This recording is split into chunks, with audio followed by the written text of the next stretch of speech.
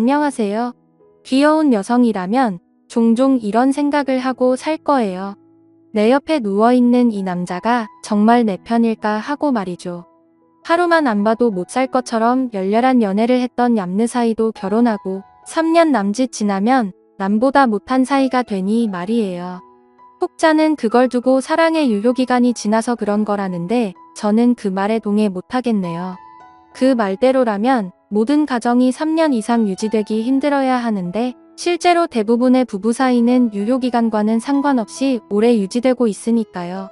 그러니까 부부 사이의 갈등은 사랑의 유효기간이 아닌 각자의 사정에 의해 결정되는 거라고 생각해요. 저희 부부가 그랬던 것처럼 말이죠. 저는 남편과 3년 열애 끝에 결혼했어요. 남편을 만나기 전까지는 저는 마음에 내키지 않는 무례한 부탁도 거절 못하는 성격의 사람이었어요. 그래서 학창 시절은 물론 회사원이 된 이후에도 못된 사람들한테 늘 이용만 당하고 살아왔어요. 한마디로 자존감 제로였어요. 혹여 다른 사람들한테 미움을 살까봐 싫은데도 싫다는 말도 못하고 사람들 비위를 거스르지 않으려 노력했거든요. 그렇다 보니 사람들 만나는 일이 늘 부담감으로 작용했어요. 친구들과 만나 수다를 떨거나 또래들과 나이트에 가서 스트레스를 해소한다는 건 저한테 무리였죠. 그렇다고 스트레스를 쌓아두고 살 수만은 없었어요. 그래서 살기 위해 궁여지책으로 찾은 게 바로 스쿠버 다이빙이었어요. 바닷속에 들어가면 사람들한테 휘둘릴 필요도 없고 그 어떤 소리도 들리지 않는 고요 그 자체였으니까요. 수영을 못하는 제가 스쿠버 다이빙을 배운다는 건 무척 힘든 일이었지만 그래도 보람은 있었어요. 처음엔 사람들과 어울리기 싫어서 1대1 강습을 받았어요. 그런데 시간이 지나고 스쿠버 다이빙의 매력에 빠져들기 시작하면서 같은 취미를 가진 동아의 사람들과 동남아 등지로 스쿠버 다이빙 여행을 떠날 정도로 대인관계도 좋아졌어요. 처음엔 낯설던 사람들과도 여행을 거듭하면서 사적으로도 연락을 주고받을 정도로 친해졌고요.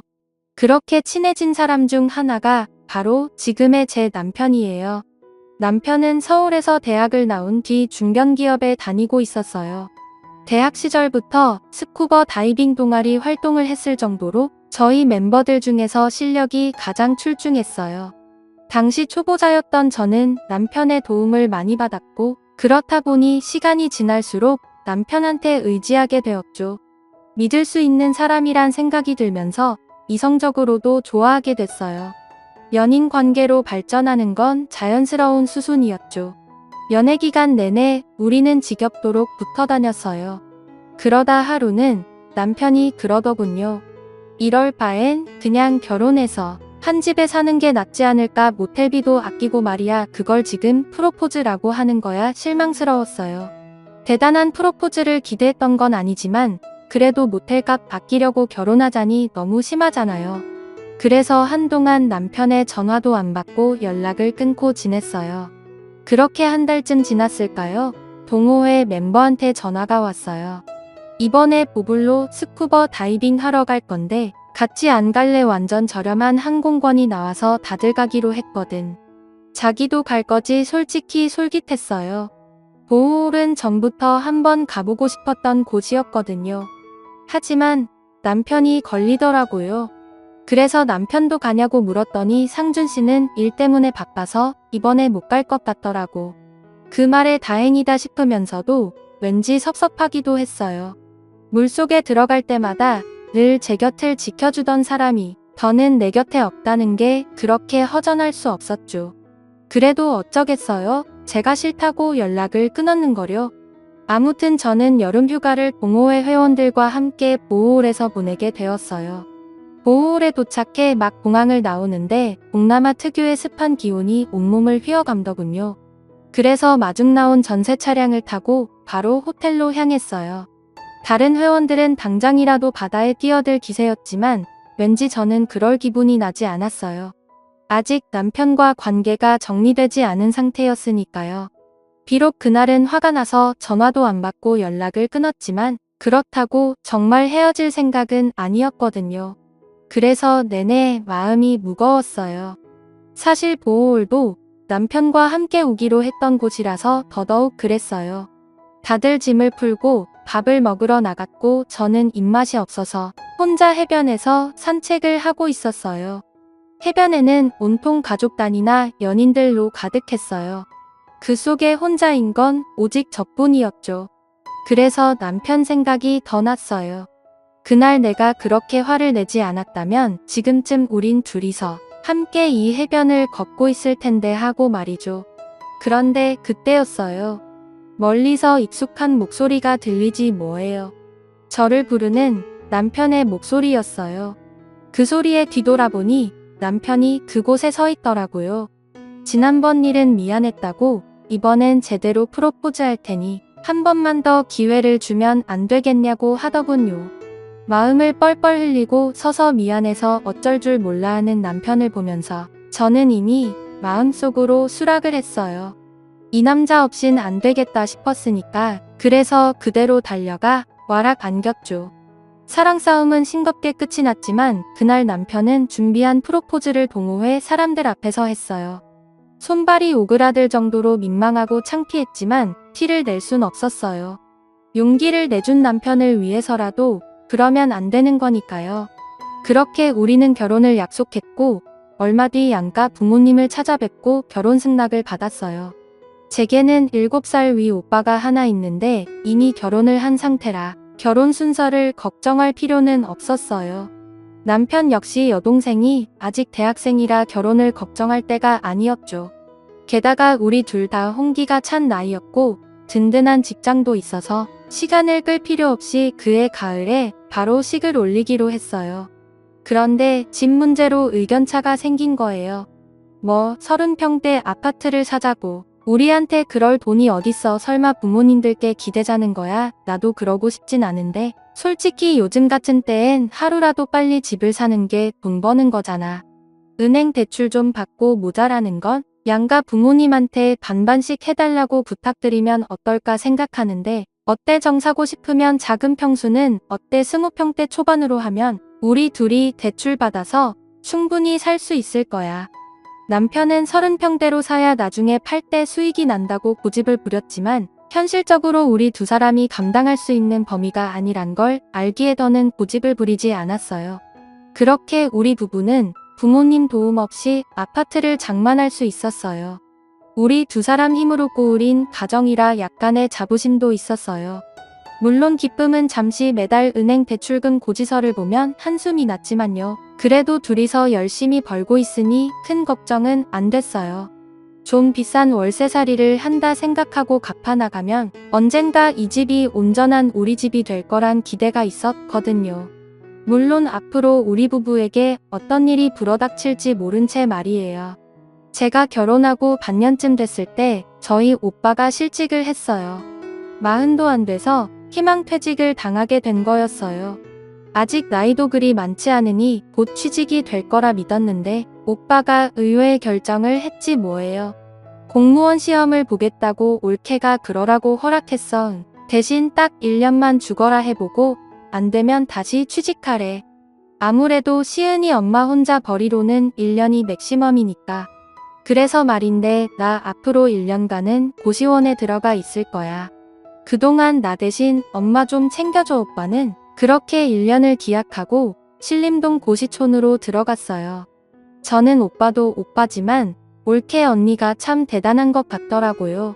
만약 제가 그 입장이라면 1년이나 남편의 도전을 응원할 수만은 없을 것 같았거든요. 그래서 가족들 몰래 매달 올케한테 돈을 보냈어요. 물론 저희 생활비가 아닌 제 개인 사비로요. 돈과 상의도 없이 친정일에 남편 월급이 포함된 생활비를 쓸 수는 없었으니까요. 매달 그 돈을 충당하기 위해 저는 문서 수정 아르바이트를 했어요. 일이나 생활에는 지장이 없었지만 주말을 온전히 투자해야 했죠. 그래도 이렇게라도 도울 수 있어서 다행이라고 생각했어요. 그렇게 1년이란 시간이 흘렀고 다행히도 오빠는 7급 공무원 시험에 패스해서 다시 일을 시작하게 됐어요. 월급은 이전 회사보다 적었지만 그래도 철밥통이라 불릴 만큼 안전한 직장이니 앞으로 명예퇴직을 걱정할 필요가 없어서 올케도 좋아했죠. 그런데 오빠의 공무원 취업으로 인해 제게 불똥이 튈지 누가 알았겠어요. 결혼 3주년이 되던 해 하루는 남편 이 고급 레스토랑으로 저를 부르더군요. 결혼기념일이 지난 지도 얼마 안 됐고 생일도 아닌데 도대체 무슨 일로 이렇게 비싼 식당을 예약했나 했는데 글쎄 이러지 뭐예요. 1년만 해볼게 형님도 1년 공부해서 지금은 어엿한 공무원 돼 있잖아. 나라고 못할 게 뭐 있어 솔직히 내가 형님보다 학벌도 좋고 토익 점수도 높은 거 당신도 알잖아. 그러니까 나 믿고 1년만 기회를 줘. 후회 안 하게 할 자신 있으니까. 그야 오빠는 물러설 곳이 없었으니까 죽기 살기로 할 수밖에 없었던 거지. 당신은 입장이 다르잖아. 설마 승진 물 먹은 것 때문에 그래 그런 거라면 다음 기회도 있잖아. 그러니까 공무원 취업 얘기는 그만해. 누가 그런 것 때문에 그래 자기도 알지. 우리 연애할 때 같이 동호회 활동하던 수철이 말이야. 왜 동사무소 구급 공무원 하던 애 말이야. 얼마 전에 길 가다 만났는데 육아휴직 받아서 쉬고 있다더라. 나 같은 직장인은 육아휴직은 꿈도 못 꾸는데 공무원이라 복지랑 처우가 우리랑은 완전 다르더라고. 평생 동사무소에서 자리나 지킬 줄 알았던 놈이 나보다 더 잘 사는 거 보니까 일도 손에 안 잡히더라고. 이래서 형님도 잘 다니던 회사 그만두고 공무원 시험 본 거 아니겠어. 그러니까 나도 한번 해볼게. 응. 남편은 확신에 찬 얼굴로 말했어요. 사실 그동안 남편한테는 오빠가 희망퇴직 당했다는 말을 못했어요. 아무래도 친정일이다 보니 왠지 흉 잡힐까 두려워서였죠. 그날 저는 남편한테 분명히 안 된다고 못을 박았지만 남편은 쉽게 물러서지 않았어요. 시어머니까지 내세워 저를 압박하더군요. 너도 그렇다. 남편이 더 늙기 전에 공무원 시험에 도전해보겠다는데 키를 쓰고 반대하는 이유가 뭐니? 막말로 우리 애가 학벌로 보나 실력으로 보나? 네 친정 오빠보다 훨씬 낫잖니. 네 오빠 붙은 거 내 아들이 왜 못하겠어. 10년을 하겠다는 것도 아니고 꼴랑 1년인데 눈 딱 감고 허락해줘라. 저희 지금 그럴 형편은 안 돼요. 어머님 매달 갚아 나가야 하는 은행 이자만 해도 얼마인데요? 저 혼자 힘으로는 도저히 감당 못해요. 그리고 회사에서 그만두라는 것도 아닌데 왜 굳이 공무원 시험은 보겠다 그러는지 전 이해가 안 돼요. 지금 다니는 회사도 괜찮은 회사인 거 어머님도 아시잖아요. 근데 왜 서서 고생을 하려는지 결국은 돈이었구만. 넌 네 남편이 돈 벌어다 주는 기계로 보이지. 그래 그깟 돈 내가 주마. 그럼 그리 알고 내 아들 소원풀이하게 놔둬라. 결국 시어머니께서 매달 150만 원을 보조해 주시는 조건으로 남편은 공무원 시험 준비를 하게 되었어요. 솔직히 그 돈으로는 택도 없었죠. 남편 학원비에 고시원비 그 밖에 식비며 용돈 등등 나가는 돈도 만만치 않았으니까요. 그런데도 남편은 자기 엄마가 돈을 대준다는 이유로 자합해서 어찌나 당당했나 몰라요. 난 자기 때문에 부족한 생활비를 메우려 또다시 주말 알바까지 하게 됐는데 말이에요. 그렇게 저는 팔자 애도 없는 공시생 남편 뒷바라지를 하게 됐어요. 그래도 1년만 버티면 된다 생각하니 못할 것만도 아니었죠. 이런 제 사정을 들은 올케 언니는 일전에 제가 생활비를 보조해준 걸 갚겠다고 돈 봉투를 들고 찾아왔더군요. 한사코 거절을 했지만 막무가내였죠. 아가씨가 해준 거에 비하면 아무것도 아니에요. 그러니까 거절하지 말고 받아줘요. 그래야 내 마음도 편하니까. 그때 아가씨가 도와준 덕분에 그이도 공무원 시험에 붙었잖아요. 이번엔 내가 아가씨한테 힘이 되어주고 싶어요. 올케 언니의 마음을 알기에 더는 사양 안고 돈 봉투를 받았어요. 시간은 흘러 남편이 못 박았던 1년이 지났어요. 하지만 남편은 시험에 합격하지 못했어요. 어쩌면 당연한 결과였는지 몰라요. 죽어라 공부해도 모자랄 판에 저 몰래 예전 동호회 사람들과 스쿠버 다이빙을 하러 동남아 여행까지 다녔으니까요. 그래 놓고는 자기 실력이면 당연히 합격이라고 호언장담까지 하더군요. 안 되면 재취업하면 그만이라면서요. 더 이상 물러설 곳이 없었던 오빠와 달리 언제고 갈 곳이 있다고 믿었던 남편은 그 후로 2년을 더 공무원 시험에 매달렸지만 결과는 달라지지 않았어요. 그러자 보다 못한 저희 오빠가 남편을 불러 얘기를 했어요. 그런 식으로는 백날 공부해도 안 되니 이쯤에서 그만두고 취직하라고요. 그 말에 기분이 상했는지 남편은 그 길로 본가에 달려가 시어머니한테 고자질을 했나봐요. 시어머니께서 저를 불러 그러시더군요. 그깟 7급 공무원 주제에 어디서 호급 준비하는 내 아들한테 큰소리야. 고작 지방대밖에 못 나온 주제에 감히 따지고 보면 이게 다 네 탓이야. 네가 집에서 얼마나 내 아들을 하찮게 대했으면 네 친정오빠가 내 아들한테 그딴 소리를 하니. 지들이 돈 대주는 것도 아니고 내가 매달 돈까지 대주는데 뭐가 문제야. 한 번만 더 주제 넘게 내 아들 불러서 헛소리 짓거리면 그때 나도 가만 안 있는다 가서. 그렇게 전에 5급 공무원 준비하는 아들이 뭐가 그리 대단하다고. 시어머니는 목에 핏대까지 세워가며 큰 소리를 치셨어요. 남편은 시어머니 뒤에 숨어 공무원 시험을 핑계로 7년이나 세월을 까먹고 말았어요. 이제는 입사원서를 내도 어디서도 받아주지 않는 나이가 되었죠. 비단 나이 문제만은 아니었어요. 퇴직하고 7년 동안 아무런 일을 하지 않았기 때문에 경력 단절이 문제였죠. 상황이 이렇다 보니 이제는 꿈도 못 꾸고 저는 남편 뒷바라지를 하느라 몸도 마음도 많이 지친 상태였어요. 결국 과로로 병원 신세까지 지게 되자보다 못한 저희 엄마가 나섰어요. 남편을 불러다가 엄마 식당에서 주말 알바라도 하라고 시키신 거예요. 자네 내 딸을 죽일 셈인가. 벌써 몇 년째인가. 평일엔 회사일, 주말엔 아르바이트까지 하며 자그마치 7년을 버티네야. 그뿐인가. 자네 뒷바라지 하느라 몸이 10개라도 모자랄 판이라고. 이제 와서 취업을 하는 것도 무리니. 공무원 시험 그만두란 말은 안겠네. 대신 자네가 주말만이라도 가게에 나와 일을 하게나. 내 딸 어깨에 진 짐 좀 덜어주라고. 그렇게 해서 남편은 저희 엄마 식당에 주말 알바로 일하게 됐어요. 남편도 장모 볼 면목이 없어서 그런지 군소리 안고 아르바이트를 했어요. 말이 알바지 엄마는 정직원과 똑같은 월급을 남편한테 주었어요. 사실 엄마는 남편을 알바로 부리려고 그랬던 게 아니라 나중에 남편한테 식당을 물려줄 생각이었거든요. 그래서 미리 연습을 시키려는 거였죠. 물론 그때까지만 해도 남편은 그런 엄마의 속마음을 몰랐지만 요 하루는 명절을 맞아 남편과 시댁을 찾았어요. 몇 년 전 결혼한 시누이 부부가 돌쟁이 딸과 함께 와 있더군요. 시누이는 자기 딸한테서 눈을 못 떼는 저를 보고는 그러더군요. 언니 부러우면 언니도 하나 낳아요. 아무리 우리 오빠가 저러고 있다지만 그렇다고 언니가 우리 집 대까지 끊으면 곤란하죠. 며느리 도리는 생각 안 해요. 그건 우리 애 말이 맞다. 네가 당장 애를 가져도 노산인데 언제까지 손 놓고 있을 거냐. 남편 대신 일 좀 한다고 며느리로서 해야 할 도리도 팽개칠 셈이야. 애는 내가 봐줄 테니 지금이라도 애부터 만들어. 그러자 남편이 불맨소리로 그러더군요.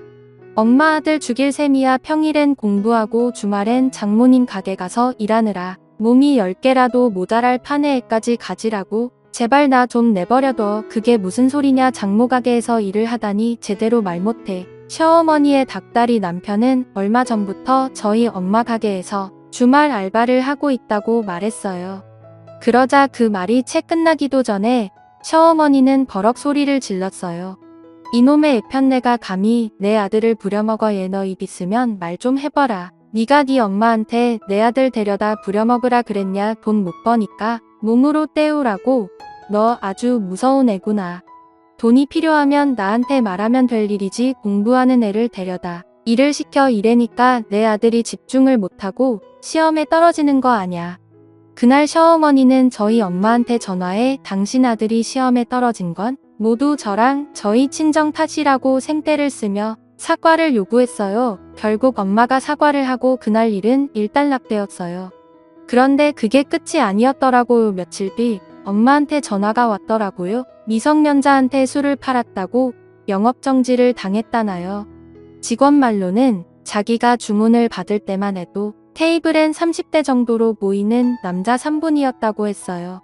그런데 주만한 음식과 소주를 들고 와보니 테이블에 젊은 친구가 하나 더 앉아있더라는 거예요. 하필 그때 단속이 떠서 신분증 검사를 했고 그 젊은 친구가 미성년자라서 문제가 되어버린 거죠. 억울하긴 했지만 엄마는 일이 그렇게 되려니 그렇게 된 거라며 이참에 휴가나 갖자고 직원들을 다독였어요. 물론 유급 휴가로요. 전후 사정을 들은 오빠는 엄마한테 이참에 건강검진을 받아보자고 했어요.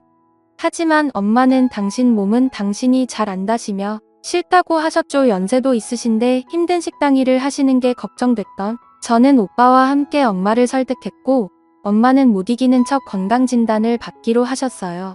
아빠가 돌아가신 이후 혼자 힘으로 식당을 꾸리셨고 그렇게 번 돈으로 오빠랑 저를 대학에 보내셨어요. 엄마 음식 솜씨에 마침 운까지 맞아서 가게는 손님이 끊이지 않았고 덕분에 지금의 규모로 확장되었죠. 식당은 주방과 홀을 합해 직원만 20명이 넘을 정도로 번창했지만 그럴수록 엄마는 힘에 부처하셨어요.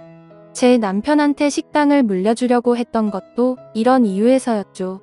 오빠는 공무원이라 식당을 물려받을 생각이 없었고 초등학교 선생님 올케 역시 마찬가지였어요. 그러니 아직 자리도 못 잡고 있는 남편한테 맡겨서 먹고 살 길을 열어주자 하셨던 건데 시어머니가 그 난리를 쳤으니 물 건너간 거죠. 이번 첫날 금식을 한 엄마는 다음날 피검사를 시작으로 하루 종일 갖가지 검사를 받았어요. 엄마는 검사받다 지쳐서 죽는 거 아니냐는 농담까지 하실 정도였죠. 그런데 말이 씨가 된다고 검사 결과에 온 가족이 충격을 받았어요. 엄마가 암 진단을 받았거든요. 다행히 발병한 지 얼마 안 된 상태라 수술까지 받을 필요는 없었고 약물 치료로 완쾌가 가능하다고 했어요. 엄마는 자식들 덕분에 일찍 병을 알게 돼서 살 수 있게 됐다며 저희 남매한테 고맙다고 하시더군요. 아빠가 사고로 돌아가셨을 때도 엄마는 그러셨어요. 아빠의 죽음으로 슬퍼하기보다는 이렇게 힘들 때 저희 남매가 있어서 힘내고 살 수 있겠다고 고맙다고 말이죠. 엄마를 살린 건 우리 남매가 아니라 긍정적인 엄마 성격 덕분인데 말이에요. 병원에서 태어난 엄마는 한동안 가게 일은 쉬기로 하셨어요. 하지만 계속 가게를 빌릴 순 없었죠. 그 이한테 가게를 맡긴다고 시어머니가 그러라고 하시겠어? 전에도 그 난리를 쳤는데 사돈한테는 내가 잘 얘기해. 볼게 어쩌면 김서방도 그만둘 때를 놓쳐서 말도 못하고 안 되는 시험에 매달리고 있는지도 모르잖니. 이럴 땐 옆에서 그만둘 명분을 만들어주는 것도 방법이야. 평생 저러고 살게 둘 순 없잖아. 엄마 말이 일리가 있는 것 같아서 주말에 엄마와 함께 시어머니가 하시는 헤어샵으로 갔어요.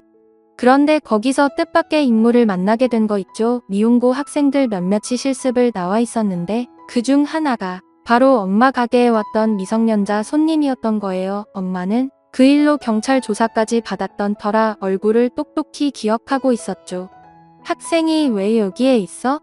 그럼 여기서 일하는 직원이었어? 저희 엄마의 말에 사색이 된 학생은 얼른 도망을 쳤어요. 그리고 그 상황을 본 시어머니 역시 눈알이 흔들릴 정도로 당황하더군요. 그리고는 벼락같이 소리쳤어요. 왜 남의 가게에 와서 소란이에요?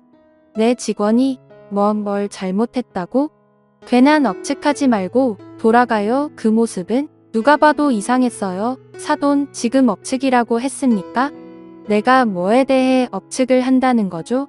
혹시 사돈이 저 학생을 시켜서 일부러 우리 가게에 영업정지를 받게 했다고 생각하는 걸 말하는 거예요? 사돈 행동을 보니 맞는 모양이네요. 좋아요. 이미 지난 일 지금에 와서 따진들 뭐 하겠어요. 둘이 아니라고 발뺌하면 그만인 걸 대신 하나만 묻죠. 왜 그랬어요? 나한테 무슨 억하 심정이 있어서 그런 짓을 했냐고요? 몰라서 물어요? 금지옥에 키운 내 새끼의 식당 종업원으로 부려먹는 거 열받아서 그랬습니다. 이참에 그 식당 문 닫게 하려고요. 왜요? 뭐 잘못했어요? 적반하장으로 나오는 어머니 모습에 하마터면 욕이 나올 뻔했어요. 어머님, 그걸 말이라고 하세요? 애초에 그이가 공무원 샴 핑계를 놀지만 않았어도 우리 엄마가 가게로 불러서 일을 시켰겠어요? 자그마치 7년이에요. 그 긴 시간 동안 어머님 아들 제가 뼈 빠지게 일해서 먹여 살렸다고요? 어머, 얘 웃기는 애네. 내가 내 아들 통장으로 매달 150씩 보내줬는데 어디서 거짓말이야? 내 아들한테 전화해서 물어볼까? 네, 그러세요. 전요. 처음 1년 빼곤 지금껏 10원 한 장 못 받았으니까요. 그렇게 시어머니는 남편한테 전화해 돈의 행방을 물었고 남편은 그 돈은 자기가 중간에서 뺐었다고 실토했어요. 그간 해외로 스쿠버 다이빙하러 다니고 친구들 만나 유흥을 즐기며 용돈으로 써댔던 거였죠. 그제야 시어머니는 얼굴이 붉어져선 손까지 바들바들 떨었어요. 세상에, 김서방이 왜 그렇게 정신 못 차리고 사나 했더니 원인이 여기 있었네요. 사돈 마음 씀씀이가 그러니 자식인들 온전하겠어요? 내일 모레면 40인데 자기 가족 건사할 생각은 안 하고 온갖 핑계 대가며 엄마 돈으로 세월만 까먹고 있었다니. 그래도 내 새끼랑 한 입을 덮고 사는 놈이라고 내 가게 주겠다고 찾아온 내가 정신이 나간 사람입니다. 듣자 하니 내 가게를 줄 일이 아니라 그동안 댁의 아들이 빨아먹은 내 딸 핏값부터 받아가야겠네요. 나요? 저는 내 딸을 그런 거머리 같은 놈한테 못 맡깁니다. 애들 이혼 수속 밟을 테니 그쪽은 위자료 준비도 하세요. 아, 한때나마 사돈으로 지낸 정을 생각해서 하는 말입니다만 댁의 아들 인간 만들고 싶으면 잘못을 감싸기보다는 늦기 전에 몽둥이로 패서라도 썩어 빠진 정신부터 고치세요. 뭐요? 이 옆엔 내가 뚫린 주둥이라고 어디서 함부로 막말이야. 내 아들이 뭐가 어때서 지금껏 살면서 엄마 속 한 번 안 썩인 착한 아들이야. 여자 하나 잘못 만나서 이 모양이 꼴이 된 것도 억울한데 어디서 춘 거야. 위자료는 니들이 내야지. 그만 좀 하세요. 조용히 끝내려고 했는데 이렇게 나오시니 별 수 없네요. 어머님 같은 분한테는 말이 안 통하니 법에 잣다로 대할 수밖에요. 가게 직원 이용해서 멀쩡한 가게 영업 정지시킨 거 불법인 건 아시죠? 여기 손님들이 아까부터 동영상으로 우리 싸우는 거 찍고 있던데 거기에 어머님이 불법 사주 실토한 내용도 있을 테니 증거는 확보됐고 어머님 아들이 7년간 생활비 착복해 유흥비로 날리고 가정에 소홀한 것도 밝혀졌으니 이혼도 내 쪽이 유리하겠고 그러니 소송으로 사과받으면 되겠네요. 말뿐인 사과보다는 때론 돈으로 받는 사과가 더 값진 법이거든요. 그간 어머님 아들한테 쏟아부은 정성 한 톨도 안 빼고 다 받을 테니 마음 단단히 먹으셔야 할 겁니다. 더 할 말 있으시면 법정에서 하세요. 입만 열면 쏟아져 나오는 쓰레기 같은 궤변 더는 듣고 싶지 않거든요. 제 귀는 소중하니까요. 저는 엄마를 모시고 시어머니 샵을 나왔어요. 그리고 저의 집으로 향했죠. 어차피 그동안 은행 대출금도 제가 갚아왔으니 내 집 아니겠어요? 그래서 남편 놈 짐을 빼서 시댁으로 보냈어요. 공동 명의로 돼 있는 집은 소송 진행하면서 저한테 돌리려고요. 남편은 한 번만 더 기회를 달라고 싹싹 빌었지만 이미 정이 떨어질 대로 떨어진 상태라 꼴도 보기 싫더라고요. 그래서 현관 비번까지 바꾸고 문 밖에서 돌려보냈어요. 현재 이혼 소송 중이지만 결과는 누가 봐도 뻔한 일이라 걱정 안 해요. 위자료를 얼마나 더 받느냐의 문제만 남았을 뿐이니까요. 엄마 가게는 일단 오랫동안 가게에서 일하신 이모님한테 맡기기로 했어요. 이모님이 가게를 인수할 생각은 없다셔서 제일 정리가 될 때까지만 봐달라고 했거든요. 제 마음이 정리되면 그때 엄마 가게를 이어서 해보려고요. 그렇게 제2의 인생을 살아보려고 합니다. 누구에게도 기대지 않고 내 힘으로 힘차게 살아보려 합니다. 지금까지 제 사연을 들어주셔서 감사드려요. 여러분의 오늘도 밝고 힘차셨으면 좋겠어요. 건강하세요. 여러분 사연 댓글에 응원과 현명한 조언 부탁드려요. 좋아요와 구독은 저에게 큰 힘이 됩니다. 오늘도 좋은 일 가득하세요.